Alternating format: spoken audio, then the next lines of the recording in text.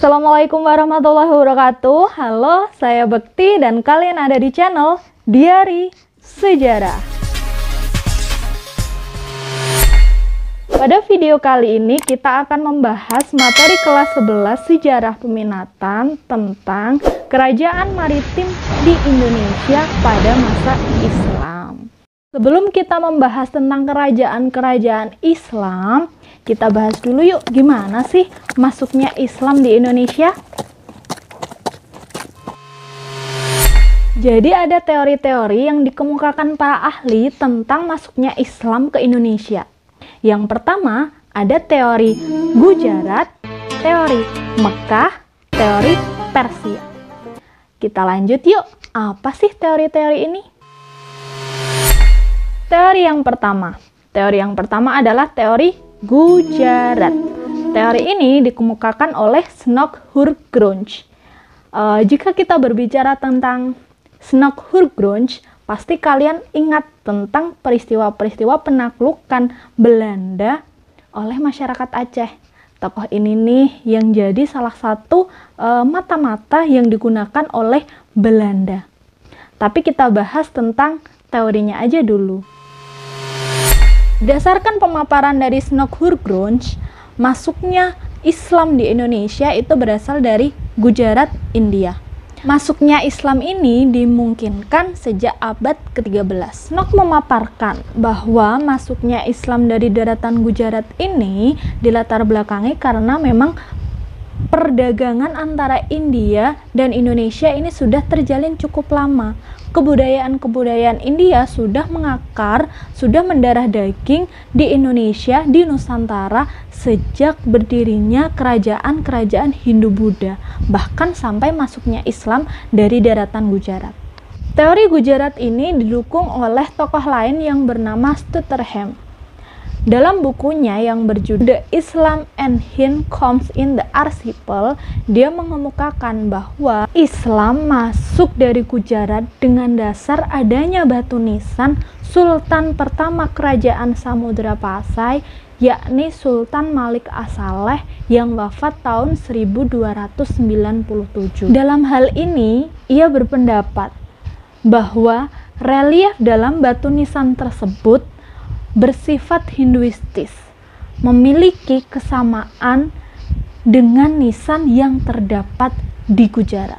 Namun jika berbicara tentang corak Gujarat, sebenarnya juga ada makam selain Sultan Malik As-Saleh, yakni di tanah Jawa, tepatnya di Gresik, Jawa Timur.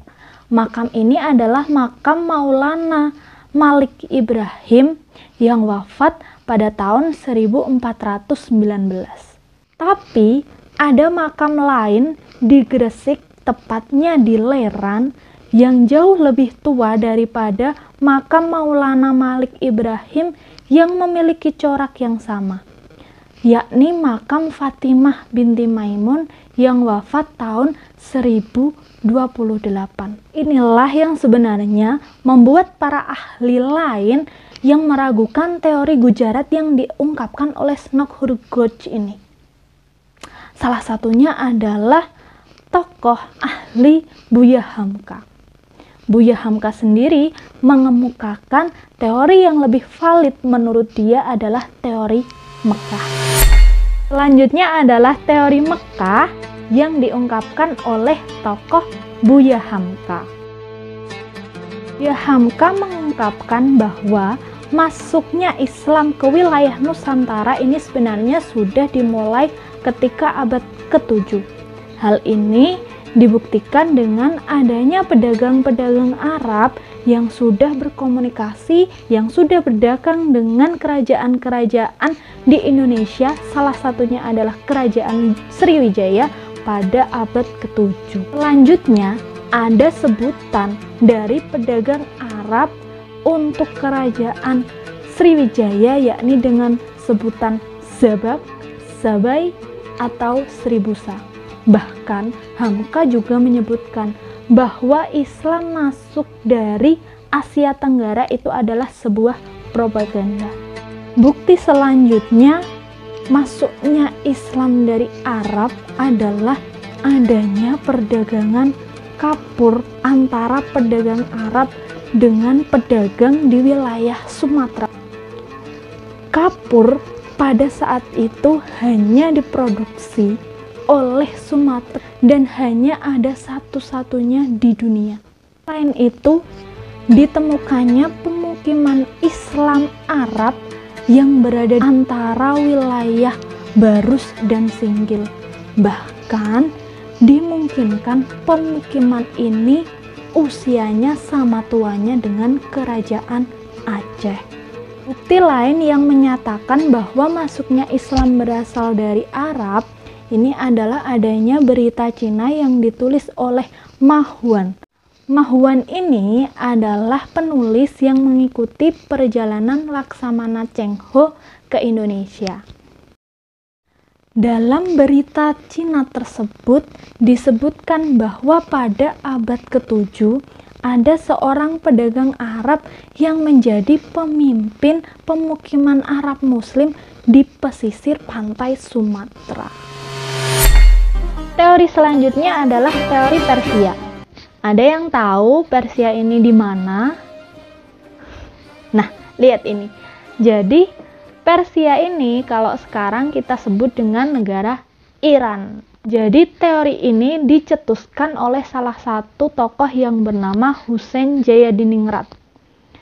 Dia berpendapat bahwa masuknya Islam itu berasal dari Persia, yang selanjutnya singgah ke Gujarat, dan ini terjadi pada abad ke-13. Pandangan teori ini berbeda dengan teori Mekah maupun Gujarat.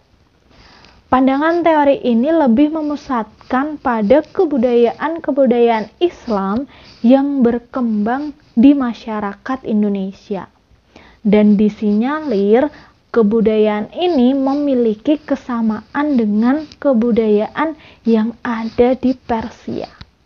Kita lihat contohnya. Yang pertama, adanya peringatan 10 Muharram atau sering disebut dengan Asyura. Yang kedua adalah adanya persamaan antara ajaran dari Syekh Siti Jenar dengan seorang sufi dari Iran yang bernama Al-Hallaj.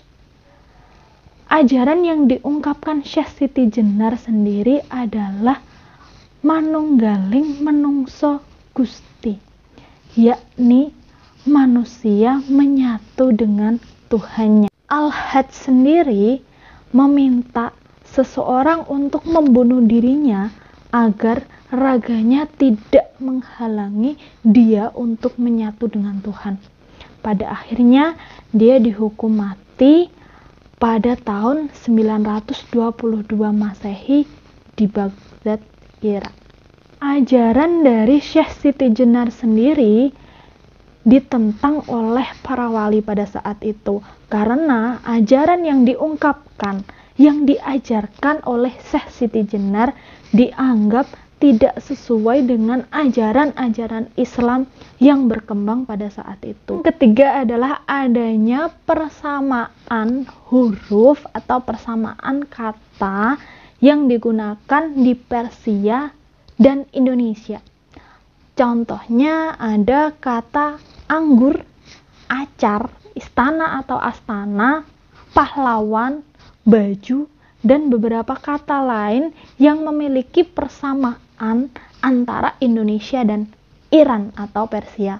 Hal ini membuktikan bahwa kemungkinan pada saat itu Iran dan Indonesia atau Persia dan Indonesia memiliki hubungan dalam kedekatan kebudayaan. Selanjutnya adanya mazhab Syafi'i. Mazhab Syafi'i sendiri berkembang di daratan Persia. Jadi dimungkinkan mazhab Syafi'i yang berkembang di Indonesia itu mendapatkan pengaruh atau berasal dari Persia. Nah, itu adalah beberapa teori tentang masuknya Islam di Indonesia. Berdasarkan 3 teori di atas, masuknya Islam paling tua dibuktikan di teori Mekah.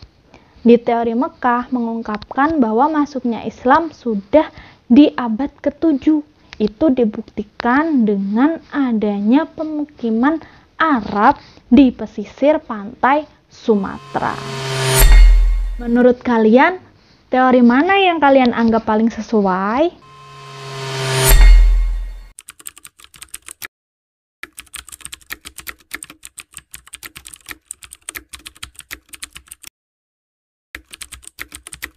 Three, two, one, go!